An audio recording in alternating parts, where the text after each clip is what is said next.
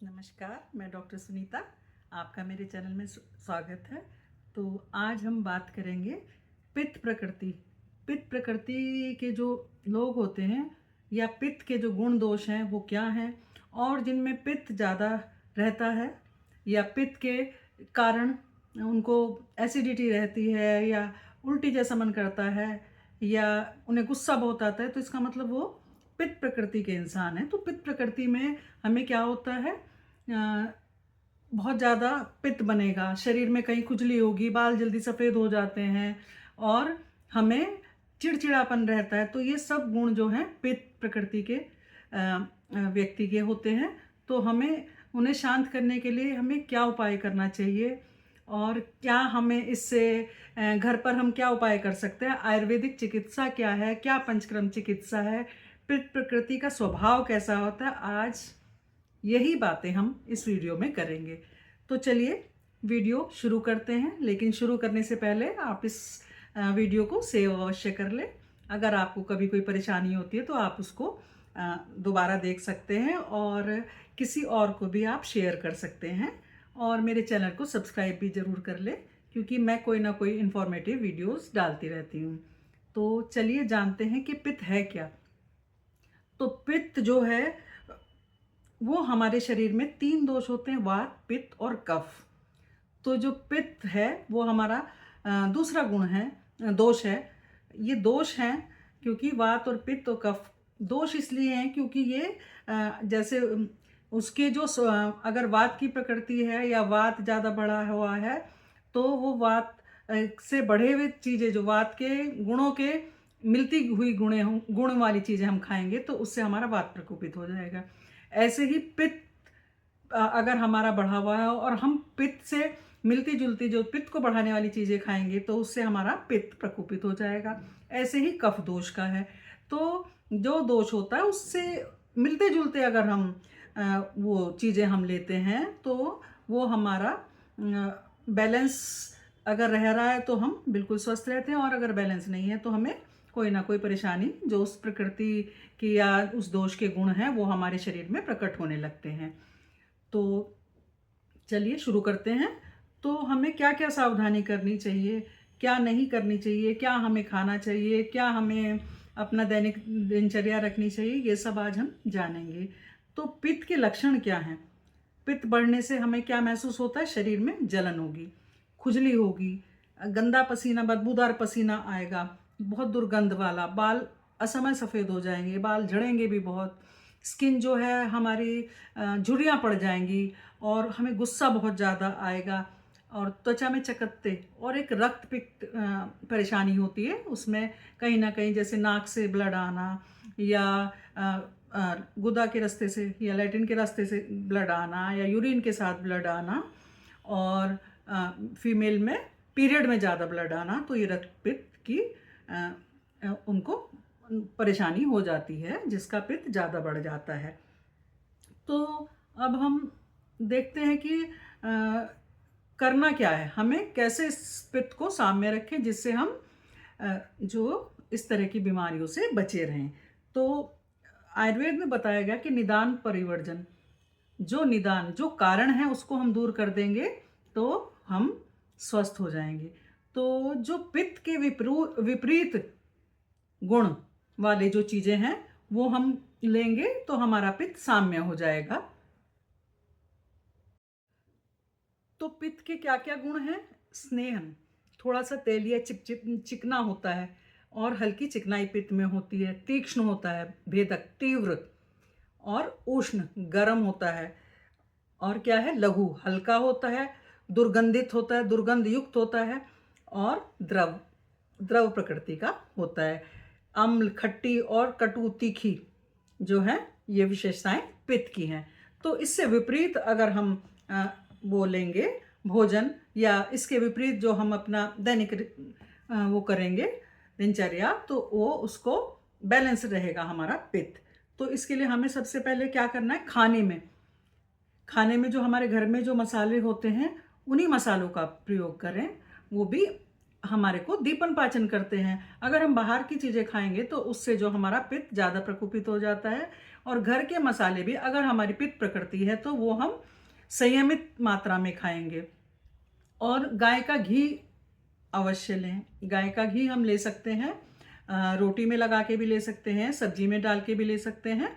तो पूरे दिन में हम 2 चम्मच गाय का घी, क्योंकि स्निग्ध होगा तो हमारे जो है पित्त ज़्यादा प्रकोपित नहीं होगा। और बाहर की चीज़ें, जंक फूड वगैरह ना लें। और क्या करना है, जब हमें भूख लगती है तभी हमें खाना चाहिए। अगर हमें ये नहीं सोचना है कि भाई चलो अब खाने का टाइम हो रहा है, हमें भूख लगी या नहीं है, हमने खा लिया, नहीं, ऐसा नहीं करना है। खाना समय पे खाना है। और रात्रि में भोजन सोने से 3 घंटा पहले हमें कर लेना है, क्योंकि अगर हम भोजन लेट करते हैं तो हमारे पाचन डिस्टर्ब हो जाता है, जठराग्नि हमारी मंद पड़ जाती है। क्योंकि जो 3 घंटे में हमारा जो हम मुख से भोजन लेते हैं तो आमाशय तक जाने में उसे 3 घंटे लगते हैं। तो हमें 7, साढ़े 7, ज़्यादा से ज़्यादा 8 बजे तक, हमें 7:30 बजे तक हमें भोजन अपना शाम का, रात्रि का भोजन कर लेना चाहिए।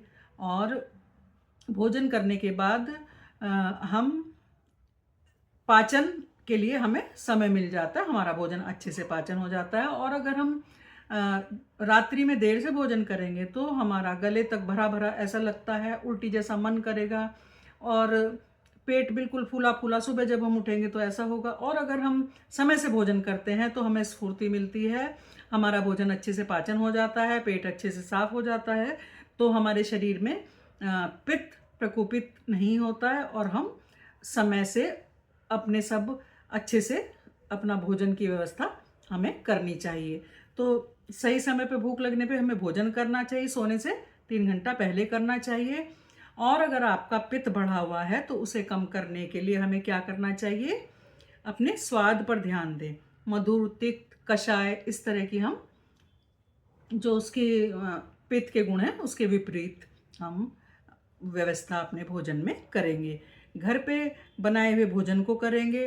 पारंपरिक जो भोजन होते हैं उसे हम बनते इस तरीके से होते हैं क्योंकि हमारी जो उनके दोषों को ध्यान में रख के, और जहाँ पे हम रह रहे हैं जिस तरह का भोजन वहाँ पे है वही भोजन हम करेंगे तो हमारा जो है शरीर स्वस्थ रहता है और भोजन की व्यवस्था में भी कोई कमी नहीं आती है। परंपरा में जो भोजन बनते हैं वो हिसाब से ही बनते हैं, बहुत ज़्यादा मिर्च मसाले नहीं डालते हैं। सिंपल भोजन, आहार जो है अच्छा होना चाहिए, क्योंकि हम अगर भोजन अपना सही करेंगे तो हमारा जो पाचक अग्नि है, हमारी 13 प्रकार की अग्नियाँ होती हैं, जठराग्नि और पंच महाभूत, और इनकी 13 मिला के अग्नियाँ हमारी होती है। जठराग्नि होगी, 3 धात्वाग्नि होगी, 13 अग्नियाँ इस प्रकार से होती हैं। पंच महाभूत की 5 अग्नि, और धातुओं की अग्नि, रस रक्त मांस में 10 थी मज्जा, इन सब धातुओं की, और एक जठराग्नि। तो जब हमारी अग्नि सही से कार्य करती हैं तो हमारी जो रस रक्त मांस में अस्थि मज्जा, इनका जो है बनना भी अच्छे से रहता है। क्योंकि अगर भोजन पचेगा तो उससे रस धातु बनेगी, रस से रक्त बनेगा, रक्त से मांस, फिर मेद, फिर अस्थि, फिर मज्जा, फिर शुक्र। इस तरह से धातु का पोषण भी अच्छे से होता है अगर हमारी जठराग्नि अच्छे से भोजन अच्छे से पचाएगी। तो हमें घर में हम पित्त को कैसे ठीक करें, अब ये देखते हैं कैसे हम घर पे ही रहकर अपने पित्त को ठीक कर सकते हैं। अगर हम पित्त प्रकृति के हैं या पित्त को हम बढ़ने ना दें तो हमें सबसे पहले 1 से 2 चम्मच प्रतिदिन देसी घी, गाय का, जो घर की गाय हो उसका देसी घी, बाजार में जो मिलता है वो अच्छा नहीं होता है, वो लें, वो सबसे बेस्ट है। आयुर्वेद में इसका बहुत ही ज़्यादा महत्व है देसी घी का। तो और हम क्या ले सकते हैं, कषाय में हमारा आंवला आ जाता है, अनार ले सकते हैं, आंवले का मुरब्बा बहुत अच्छा रहता है, और गुलकंद ले सकते हैं। और जब पित्त ज़्यादा बढ़ जाता है तो रात को 8 या 10 मुनक्का हम भिगो दें रात को, और सुबह उसको थोड़ा सा अच्छे से मसल के और उसका पानी भी पी लें और वो मुनक्का भी खा लें। इससे भी हमारा पित्त जो है बैलेंस रहेगा और हमें ठंडक मिलेगी। मखाना खा सकते हैं, मखाना, मिश्री, और इससे भी हमारा पित्त शांत होगा क्योंकि मधुर रस है। और घर में निकला हुआ मक्खन मिश्री हम ले सकते हैं, वो भी बहुत अच्छा रहता है पित्त को शांत करने के लिए और मानसिक शांति के लिए। क्योंकि अगर हमें गुस्सा आता है, मन बेचैन रहता है, तो हमें क्या करना चाहिए? प्राणायाम करें, ध्यान करें, अच्छा अच्छा म्यूज़िक सुनें और ओमकार का जाप करें, जिससे हमारा मन भी शांत होगा। मन शांत होगा तो हमारा पित्त भी शांत होगा।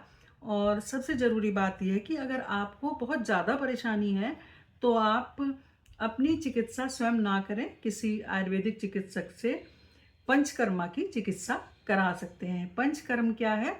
पंचकर्म है हम जो 5 कर्म आयुर्वेद में बताए गए हैं, शोधन।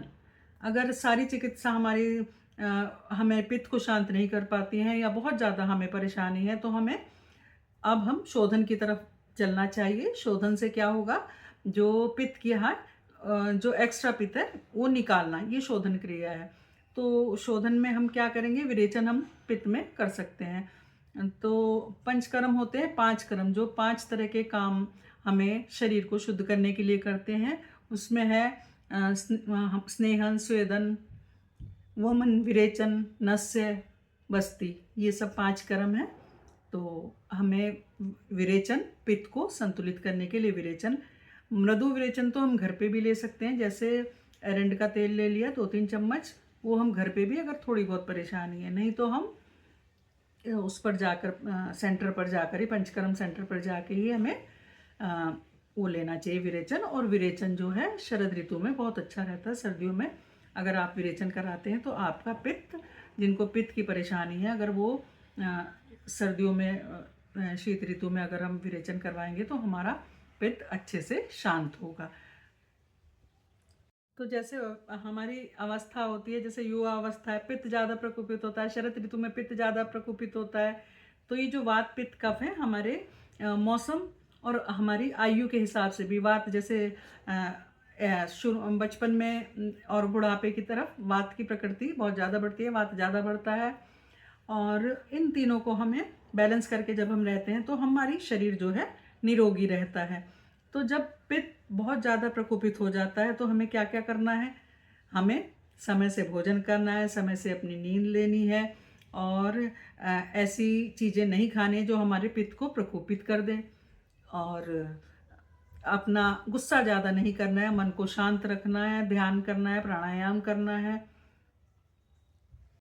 तो कई बार ऐसा होता है कि हम पित्त को शांत करने के लिए अगर हमें बहुत ज़्यादा एसिडिटी हो रही है या वॉमिट फील हो रही है तो हम पित्त को शांत करने के लिए दवाइयाँ ले लेते हैं, जो उसको निकालती नहीं है, सप्रेस कर देती हैं, दबा देती हैं पित्त को।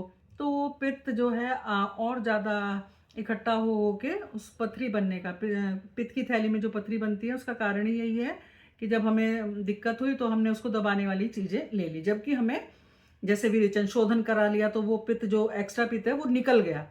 तो दवाइयाँ खाने से वो निकलता नहीं है, वो अंदर दब जाता है। तो उसको शांत करने के लिए हम क्या करना है? विरेचन करा सकते हैं। या पित्त को शांत करने वाले, जो घर पे अगर ज़्यादा दिक्कत नहीं है तो घर पे ही उसको पित्त को शांत करने का हमें अपना जो दैनिक व्यवस्था इस तरह की करनी चाहिए। तो हमें कैसे पित्त को शांत करना है, कैसे हम स्वस्थ रह सकते हैं पित्त प्रकृति के होते हुए भी, ये आज हमने इस वीडियो में जाना। तो ऐसा होता है, सावधानी हमें बहुत ज़रूरी होती है।